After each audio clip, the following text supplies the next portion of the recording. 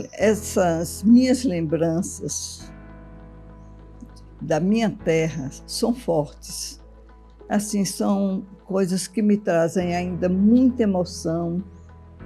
Recordar um passado que eu tive muito feliz, de brincadeiras pelas ruas, brincando, banhos em rios, e era assim uma tranquilidade. Era uma vida realmente muito feliz e que naquela época a gente não sabia valorizar tanto como devia. Mas recordando, a gente traz para a gente, dá para a nossa alma, a essência que foi a infância. Eu realmente tive uma infância boa, cheia de alegrias, uma casa cheia de harmonia. Meus pais eram maravilhosos, assim, bons. E uma irmandade com 10 irmãos. Imagine só uma casa cheia de gente. 10 irmãos, quer dizer, somos 11 ao todo, estamos vivos até hoje. E então, a infância, voltando à infância, era uma casa bem estruturada, com árvores, animais, pássaros e muita beleza. Tinha roseiras cultivadas por minha mãe, tinha canteiros também, tinha até porcos que eram cevados dentro do quintal, do segundo quintal, como a gente chamava. O primeiro era mais aquele quintal de roseiras, aquela coisa mais bela. Mas no segundo, aquelas árvores grandes, como jenipapeiro, mangueiras. E aí, lá tinha também aquele chiqueiro, tinha também o puleiro, onde ficavam as galinhas. Então, essa infância que eu tive foi uma infância muito tranquila. Isso me deu uma formação na minha vida. Por sorte, que isso ficou no coração de todos os outros irmãos, porque todos são bem estruturados, são bem... nós temos uma família muito coesa, muito unida, muito amorosa, e essa irmandade toda mora aqui. E assim, é uma alegria, os nossos reencontros, a nossa vida. Então, essa infância bela que eu tive, não se esquece nunca mais.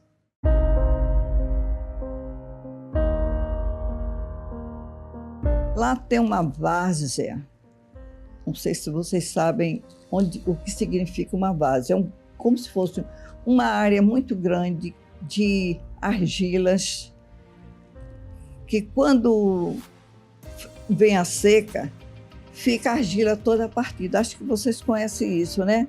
Por causa da seca. Nesta parte da várzea, ficavam os oleiros, os trabalhadores que faziam potes, telhas, utensílios comuns.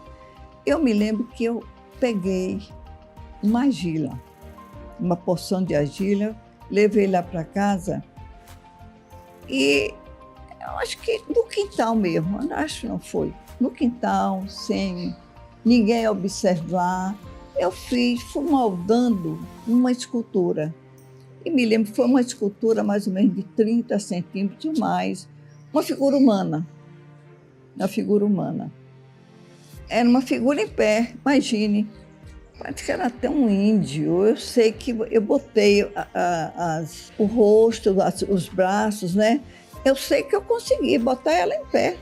Não sei como, eu me lembro assim dela como um ser, né? E isso foi a minha primeira experiência. Então, eu trago como primeira escultura essa da minha infância. Eu não tinha nenhum conhecimento sobre cerâmica e ela se foi. com o tempo, porque não queimou e aí se foi.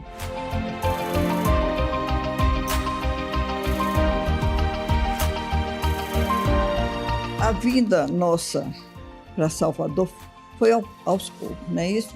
Quem primeiro veio foi Zenaide, Zezinho já foi para Belo Horizonte. Eu vim para Salvador em 1954, depois que eu tinha já feito a admissão em corrente. A admissão era uma prova mais difícil, se fazia o primário em 5 anos naquela época. E eu fiz essa prova em corrente, porque minha terra não tinha ginásio naquela época. Passei e vim para Salvador para fazer o ginásio, chamado também era ginásio, hoje é diferente, né? Fiz interna em Santo Antônio de Jesus.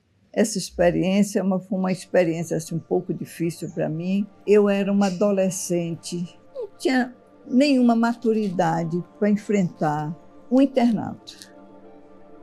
Era muita saudade da família, eu chorava. Tinha as férias que compensavam e eu ia para Formosa, viajava, ou então vinha para Salvador, as férias de junho, eu passava aqui mesmo em Salvador, por ser o tempo mais curto, né? E assim por diante.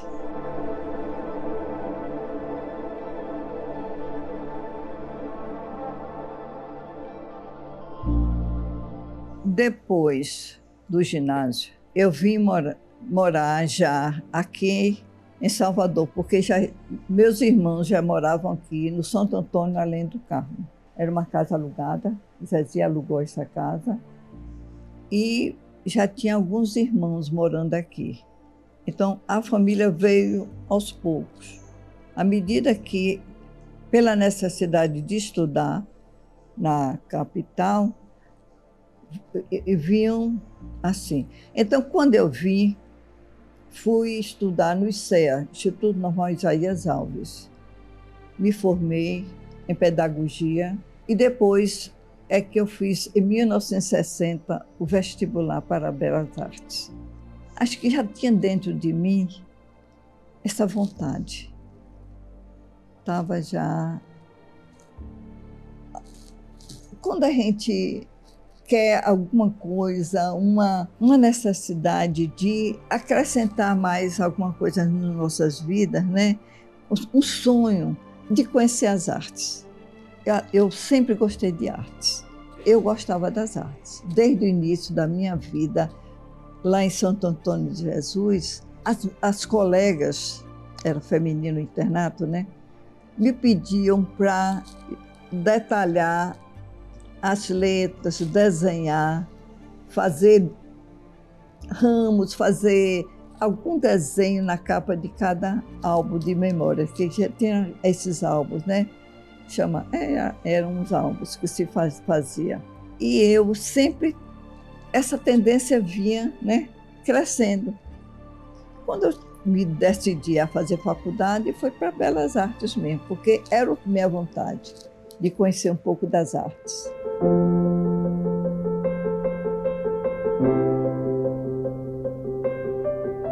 Isso foi em 1960. Eu até que relato em meu livro o seguinte, nas minhas memórias, o seguinte. Estou lá, na minha, cabelos longos, aquela menina morena danada, e ele fez assim, esta menina vai ser minha. Mas disse para os colegas, né? Mas aí vieram as cantadas, aquela coisa, né?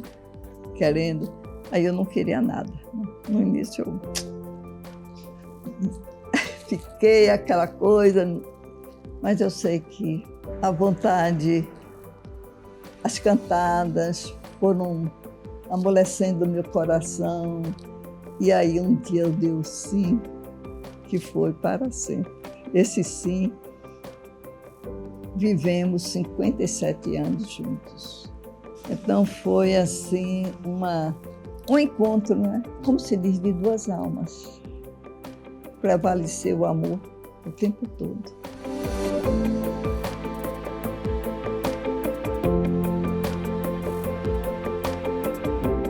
um namoro, aquela fase linda, né? Porque não é como hoje, era diferente. Era aquele pegar na mão diferente. Era sentir o amor, aquela essência pura, aquela coisa, aquele sonho. Tínhamos sonhos, tínhamos a beleza de ideais, tudo mais. Então, até chegar ao casamento, foi todo esse sonho e continuou. Mas o casamento nos dá uma certeza, sim, de situações de... Vem filhos, problemas, não os filhos, mas a vida. A vida vai apresentando todos os seus problemas. Então, eu me casei com Ângelo Roberto, o nome dele todo, Mascarenhas de Andrade. Eu herdei, quando casei, eu fiquei com Marlene Landim. Meu nome era Marlene Bittencourt Landim, eu tirei o Bittencourt e fiquei Marlene Landim Mascarenhas de Andrade. Então, esta responsabilidade desse nome era grande. Então, Ângelo era um artista. Nós nos conhecemos na Escola de Belas Artes. Ele era um artista, assim, perfeito. Era como se dissesse um gênio. Era um homem que, desde o início, tudo que ele fazia era bom. A vida dele foi muito reconhecida pelo trabalho que ele fez como artista. Teve um nome muito valorizado aqui em Salvador como artista. E então essa parte é interessante porque nós casamos em 63, mas eu não voltei à escola depois para concluir meus estudos. Interrompi meus estudos porque já veio a primeira filha e também pelos ciúmes de Ângelo. Era muito ciumento. Eu sei que veio uma filha, depois outra, depois nós tivemos 5 filhos. Era uma vida muito... Não vou dizer que era uma vida cheia de problemas, mas era uma vida... Eu, como professora, ensinando, então, para mim, era uma vida assim, muito sobrecarregada de afazeres. Filhos, escola, situações que eu me virava mesmo. Eu sempre fui forte, eu me sinto assim, eu sempre fui uma mulher assim, forte na vida, determinada e paciente. Acontece o seguinte, que esses tropeços da vida sempre tiveram. Mas tudo foi resolvido de uma maneira coerente, com perspectivas maiores de entendimento, de paciência. Então, tudo foi gerado nessa conexão de paciência, compreensão e tudo mais. Então, a vida não foi brincadeira, não. Eu passei assim, tanto assim que eu deixei a faculdade, fiquei só dessa, de ensinando e tendo filhos. Sim, responsabilidade de mãe é muito grande. E eu atendia a tudo. Casa, filho, marido, e corria aqui, corria acolá. E essa conjunção, tudo isso dava me acarretava muito. Mas eu fui indo, fui vencendo. Eu fui vencendo todas as etapas.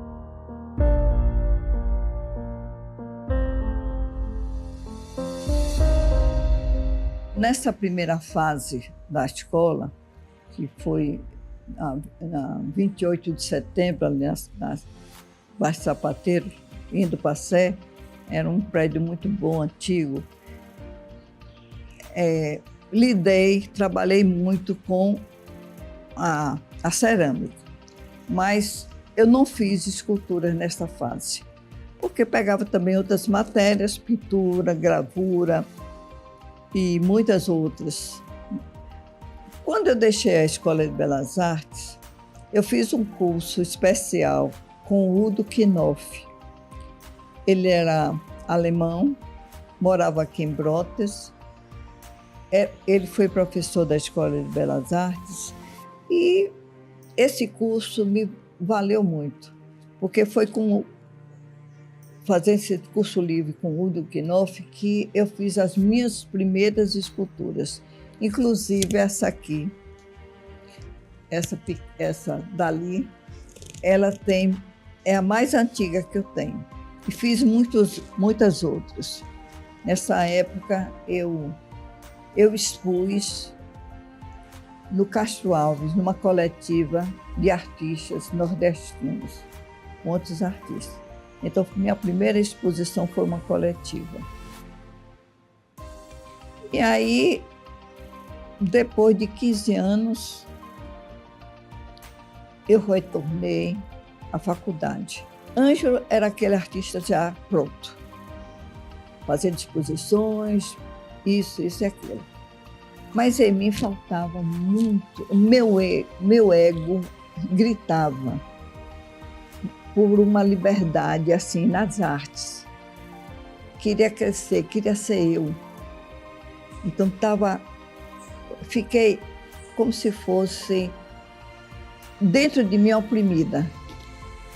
Mas aconteceu que realmente eu lutei por essa liberdade.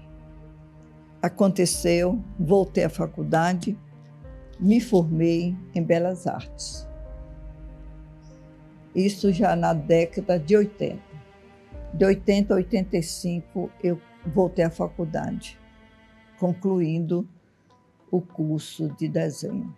Então, nessa fase também, aí já fiz muitas outras esculturas. Que quando eu me formei,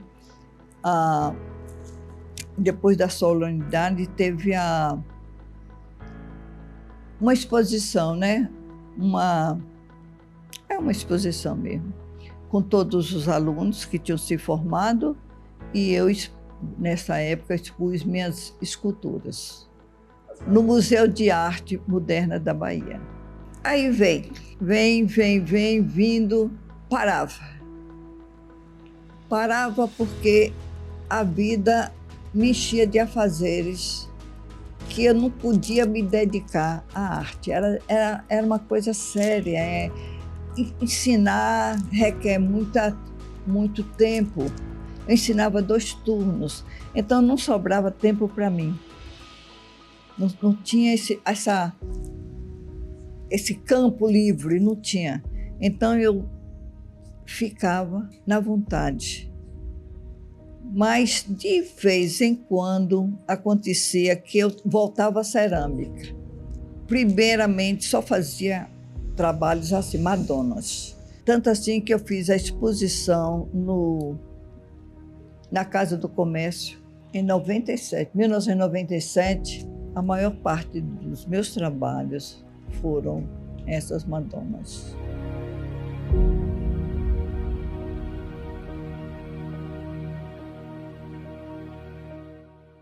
Ainda falta muita coisa. Dentro de mim falta muita coisa. Eu estou num momento assim que quero fazer muitas outras coisas diferentes. Então, para mim, a arte ela foi crescendo. Eu, como ceramista, eu não estagnei no mesmo tipo de trabalho. Aí eu fui andando e hoje percebo a diferença do que eu era para o que eu quero ser, que eu sou e quero ser.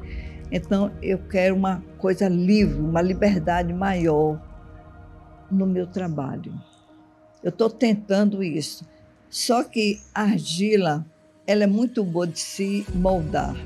É uma matéria-prima, assim, boa da gente manusear, de dar aquela forma. Mas nem sempre ela fica como a gente quer, porque ela é muito frágil. E essa fragilidade, a gente não alcança essa liberdade E eu fico, na minha mente, fico pensando como eu posso fazer o que eu quero ainda. Tá entendendo? Eu quero, assim, fazer coisas diferentes. Agora, eu sei que eu estou em uma fase, assim, boa. Uma fase de trabalhos novos, diferentes. Eu estou tentando fazer uma exposição esse ano ainda, do segundo semestre. Estou trabalhando para isso. Eu quero apresentar trabalhos diferentes. Então, eu nunca repito um trabalho. Eu posso fazer o mesmo porque o primeiro teve um defeito. Mas eu não apresento uma série. Eu apresento assim, um de cada estilo. Então, meu estilo, se eu faço uma escultura, é uma única.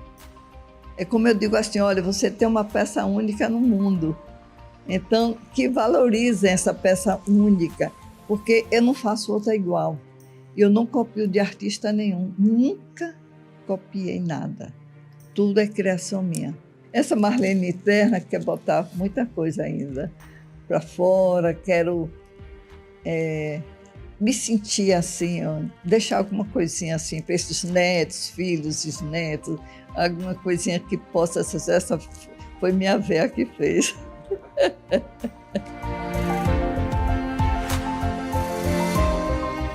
É uma graça, né, que Deus nos dá. Eu sempre achei que ter filho é uma dádiva. E eu, como mãe,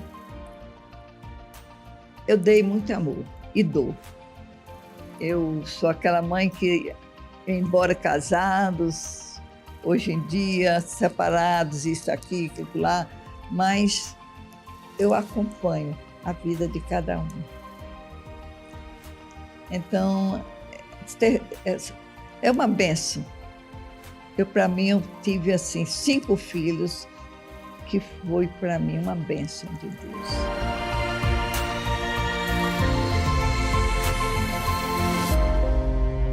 Ave Maria. Os netos é o chamego da avó. É aquela coisa assim que a gente palpita o coração demais. Cada neto é um palpitar, cada neto é um amor, cada neto é assim, uma beleza que traz para mim o complemento, né, dos filhos. Enche minha alma, cada neto enche minha alma.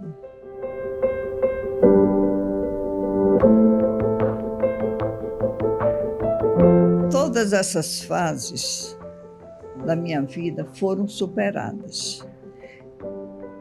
Eu não tenho queixa de nada. Eu nunca me lamentei, não me lamento, nunca. Eu acho que tudo tem um porquê na vida. Ângelo, ele como artista necessitava muito desse meu apoio. Ele era aquele artista pronto, estava no auge da vida dele, fazendo exposições, chamado para todos os eventos. Eu acompanhava, e nem todas as vezes. Ele tinha uma vida assim mais livre, muito mais livre. Ângelo pertenceu a uma geração muito importante daqui de Salvador, pessoas de renome em Salvador. Então, aí é o seguinte, mas eu também não fiquei para trás, mas não me lamento. Você está entendendo? Eu fui aos poucos construir minha vida com amor, construir minha vida. Muitas vezes chorava, ria, caía, levantava, assim. Então, eu não me queixo. Então, hoje, eu vejo a minha arte, que é assim, uma coisa assim, que me dá uma base grande, né? Me dá uma alegria, me dá força.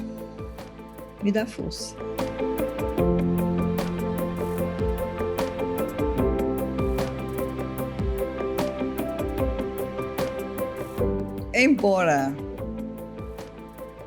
ele tivesse mais situações mais favoráveis à vida dele, mas eu também não deixei de fazer alguma coisa. Deixava algum tempo e voltava. Tenho esse mural de Zezi, que foi para mim assim um marco. Foi em 96. Eu ainda estava oprimida pela dor de Enzo, da perda de meu filho Enzo. Então, mas ali foi um levante, porque aquele trabalho eu peguei de unhas e dentes, bati, olha, foram 6 sacas de argila comprada lá em Água de Meninos, a feira chamada de Água de Meninos naquela época, e eu limpei essa argila, trabalhei, bati, me joguei. Foi um trabalho que eu me joguei, criei, fiz, realizei, tá entendendo? Então, todas essas fases assim, todas as vezes que eu retornava, eu tinha alegria, me satisfazia como mulher, como mãe, como querendo ser, assim, trabalhar na minha arte.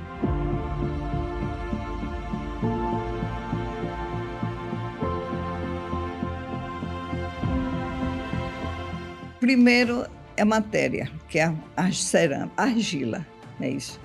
Então, você tem que ter um conhecimento da argila. Embora pareça ser fácil, mas não é. Você, desde do bater a argila, preparar ela para fazer um trabalho, aí antes você tem que desenhar. Primeiro, eu desenho, eu faço desenhos do que eu planejo, do que eu quero fazer, e aí as ferramentas de uma ceramista são ferramentas simples, né? Você lida com ferramentas não sofisticadas, mas são ferramentas necessárias para você moldar o trabalho, e também vem assim, são fases. Depois você faz o trabalho, ele seca, vai ao forno, a primeira etapa é ao forno, é chamada essa fase de biscoito, a queima da primeira peça da argila, e depois vem uma outra fase, que é a da pintura, e você leva ao forno novamente para obter a esmaltização da sua peça. A cerâmica, ela não é uma arte assim, muito rápida, ela é demorada, ela tem suas etapas para se fazer uma peça.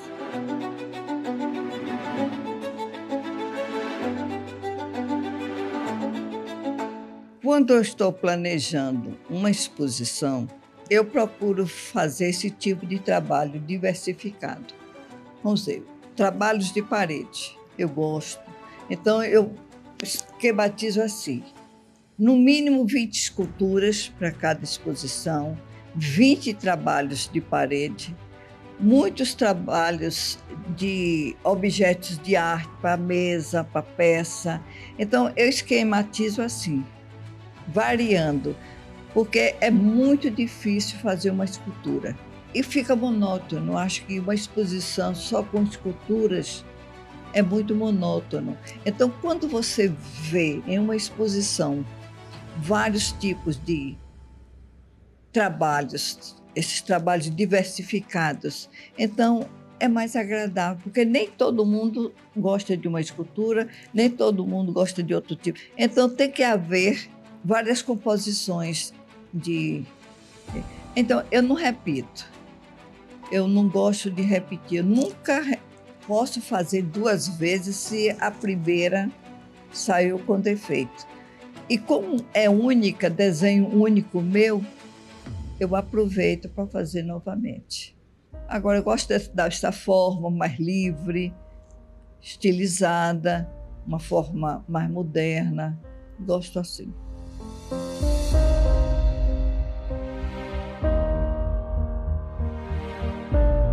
Esse amor vem da infância. Uma vida bem estruturada, uma vida cheia de harmonia, de paz. Eu tive uma infância maravilhosa. Aquela infância, eu não me lembro de ver meus pais discutindo, não vi. A gente tinha liberdade de brincar, de correr, tomar banho no rio. Isso eu escrevo, descrevi tudo em meu livro. E vem a vida, né? Ensinando passo a passo o que podemos ser, o que é que a gente pode dar na nossa vida, né? Eu sou espírita. Me tornei espírita depois que Kenzinho se foi, para entender este processo de aguentar perder um filho. Isso tudo, nesse processo, era muito amor. Cada filho que chegava, era uma alegria para mim. Era uma alegria, e eu era assim, aquela mãe. A mãe, eu acho que, não sei se era... Tinha que ser aquela mãe apegada, né, o carinho, pelas dificuldades, por tudo, né? Então, eu tinha que fazer. Então, eu sempre semeei na minha casa esse amor. Embora, muitas vezes, pegava o negócio. Mas acontece o seguinte, que eu realmente dei muito amor. Meu casamento foi cheio de altos e baixos, mas sempre estávamos juntos. Acho que é difícil na vida ter assim uma vida toda equilibrada. Eu acho que os que têm os pais muito equilibrados, isso vale a pena. Mas eu não vou dizer que não aconteceu na minha vida. A minha vida de casada, minha vida de infância, não. Minha casa teve aqueles altos e baixos, né? Mas sempre estavam juntos. O perdão, o amor, o beijo, a compreensão. E assim foi, até o último dia que ele foi. Com muito amor. Essa junção, essa comunhão, sei lá, é a vida mesmo. A vida a gente tem que saber levar, né? Quero agradecer a você, seu empenho, meu filho, meu neto. Quero agradecer muitíssimo a Luana. Quero agradecer a você também, me perdoe o nome. E esse momento realmente é um momento de graça, né? Eu estou me sentindo assim, elogiada, gratificada. Muita gratidão, muita gratidão por esse momento. É uma oportunidade que eu estou tendo, não é isso? Meus 85 anos, isto é muito bom. E a gente vamos continuar pensando no melhor, né? Que a vida nos mostre caminhos mais fortes, mais leves, mais compreensivos, mais cheios de ternura, e que vamos nos fortificar cada vez mais, pensando sempre no bem, gente. Os nossos pensamentos têm que ser muito fortes, bons. Cada vez mais nossos pensamentos têm que ser mais unificados com o alto, o universo. Minha mãe tinha um termo que ela dizia assim, Timbzirodes. Timbzirodes. Também não se sabe o que significa esta expressão, Timbzirodes. Estamos aí, vamos cada vez mais unir, amar, compreender, seguir em frente. A vida é isto. Virgem Maria, rogai por nós, ouve as preces, murmúrios de luz, que aos céus acendem e o vento conduz a voz, Virgem Maria.